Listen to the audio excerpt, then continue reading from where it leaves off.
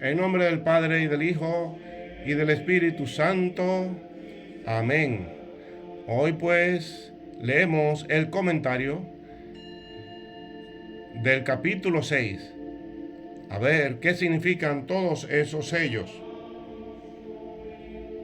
Los sellos eran usados en la antigüedad para identificar la propiedad, dar validez a los documentos y para proteger cosas valiosas o secretas.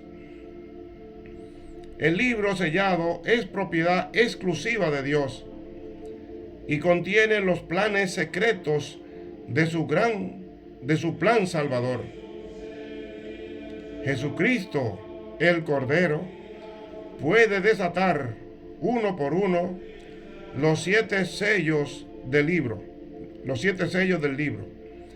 Lo abre de par en par para que se cumplan los decretos de Dios. De ese libro van saliendo casi por encantamiento caballos. Hay que apreciar el dramatismo plástico de estas imágenes en movimiento, casi cinematográficas, y tratar de visualizarlas.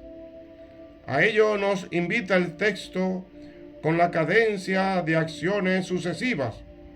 Vi, oí, decía, ven.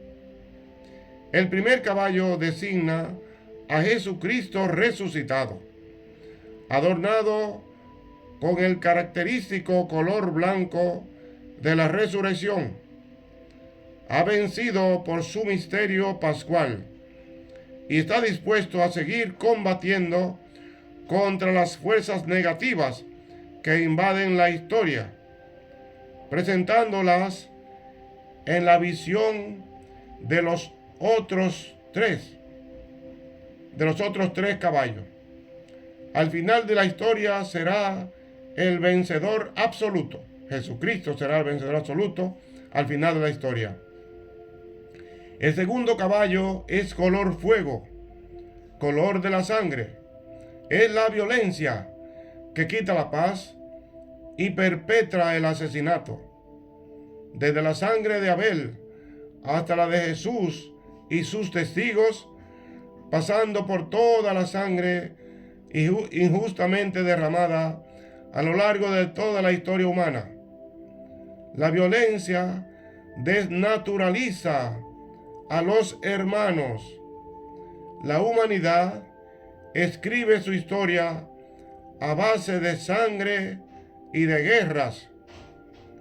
El caballo negro significa el hambre, la carestía de la vida, provocada por la opulencia de unos pocos, infligida sobre los demás, a quienes oprime, empobrece y mata de hambre.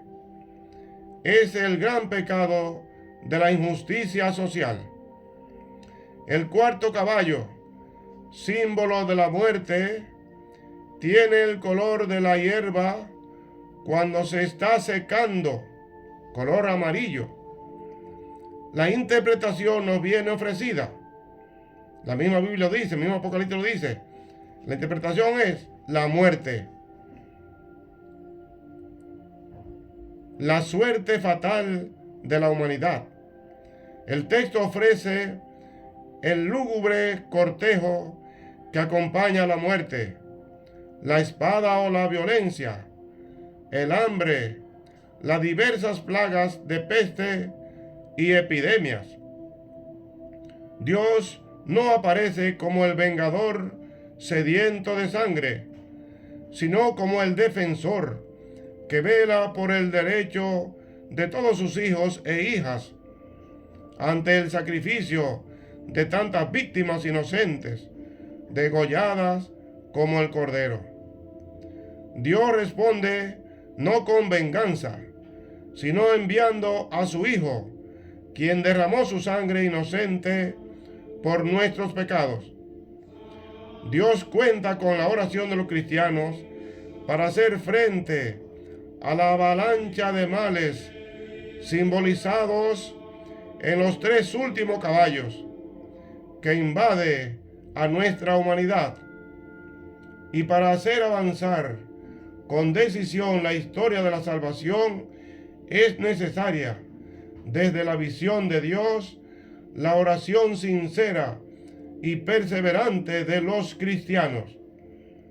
Los cataclismos de los versículos 12 al 14 indican, según un esquema bíblico y apocalíptico, la inminente aparición divina, la llegada de la ira de Dios. Sorprende al lector la expresión la ira del Cordero. Hay que decir que Jesús no es insensible frente al mal. En su vida dio pruebas elocuentes de su ira ante la obstinada maldad de la gente. Le duele profundamente la injusticia humana y su cerrazón ante la gracia. Tampoco se puede silenciar el misterio humano de la iniquidad. La obcecación humana aparece frecuentemente registrada en nuestro libro. Por ejemplo, capítulo 11, versículo 18, capítulo 14, versículo 10, capítulo 14, versículo 10, capítulo 16, versículo 19, aparece pues la obcecación humana. Que ya veremos. Que la bendición de Dios Todopoderoso, Padre, Hijo y Espíritu Santo, descienda sobre cada uno de ustedes y les acompañe siempre. Amén.